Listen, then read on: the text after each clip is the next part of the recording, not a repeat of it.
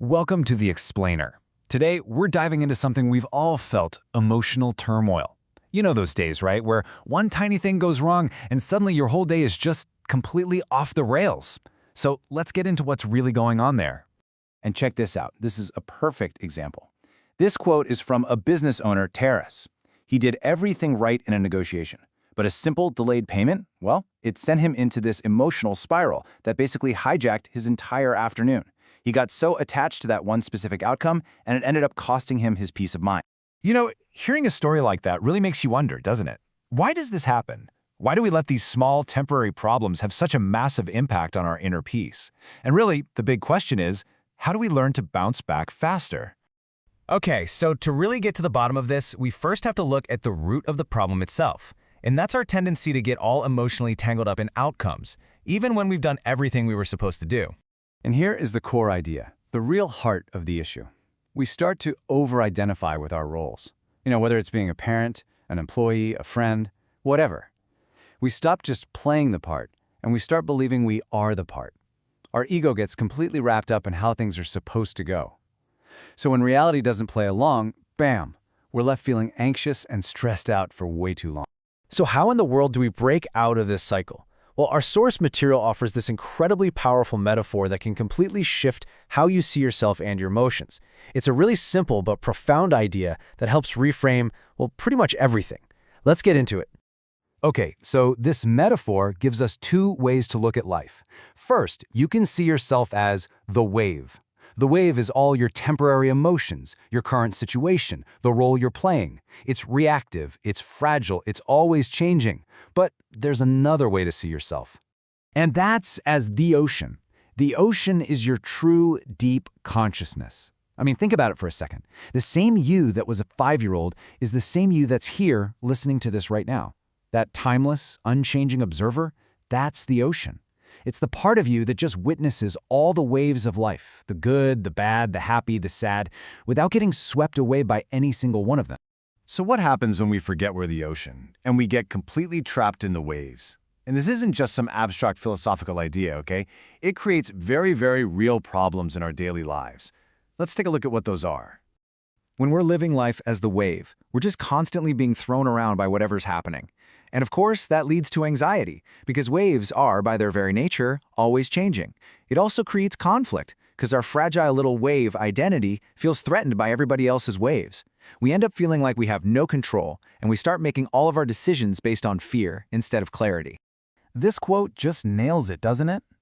When we're stuck in that wave identity, all of our energy goes into this thing you could call wave polishing. Think about it. So much of self-help is about perfecting the wave. Biohacking for the perfect mood, productivity hacks for the perfect day. We totally burn ourselves out trying to control something that is, by its very nature, always moving and changing. It's this exhausting and, let's be honest, unwinnable battle. And this is the mental trap. This is what our minds do. Our mind grabs onto a passing feeling and it turns it into our entire identity. Instead of just observing the feeling, we become the feeling. It's the huge difference between seeing a storm cloud of anger roll in and shouting, "I am the storm."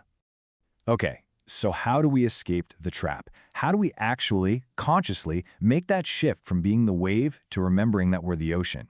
Well, luckily, our source material gives us a clear, really practical framework. This is where the rubber meets the road.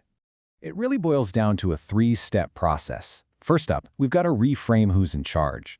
Instead of feeling like life is just happening to us, we can see events as being directed by a larger existence, and we're just playing our part. Second, we practice gratitude, not for things, but for that deep sense of peace that's already inside of us. And third, and this is so important, we build a daily habit of reflection to strengthen this new way of seeing everything. This right here is such a simple but powerful technique. Just by changing your language, you create space. Saying "I am angry" makes your entire identity about that one emotion. But saying "a wave of anger is present in me," well, that lets you stay as the ocean, just observing the wave as it passes through. You're not denying the feeling at all. You're just not letting it define who you are. And this consistent practice part is absolutely crucial. Why? Because our minds are creatures of habit. For years, maybe decades, they've been trained to focus on everything happening outside of us. Shifting that focus inward to remember we are the ocean takes conscious, repeated effort.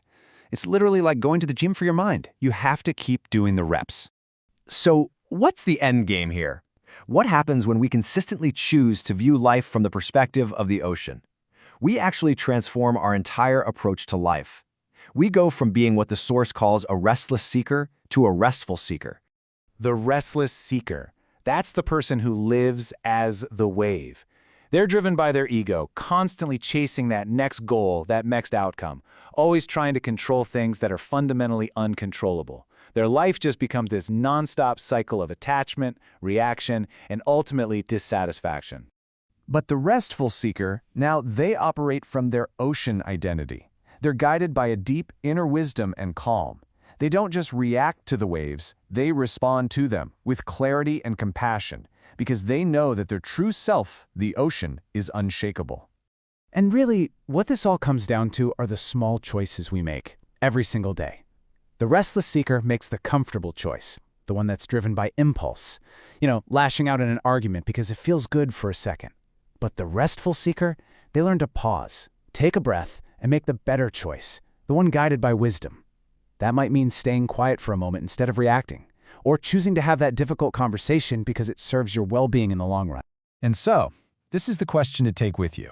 The next time you're facing a challenge, whether it's a tiny frustration or a huge storm, are you going to get lost in the chaos of that temporary wave? Or will you take a moment to remember the vast, calm, and powerful ocean that you truly are? The choice, as always, is yours.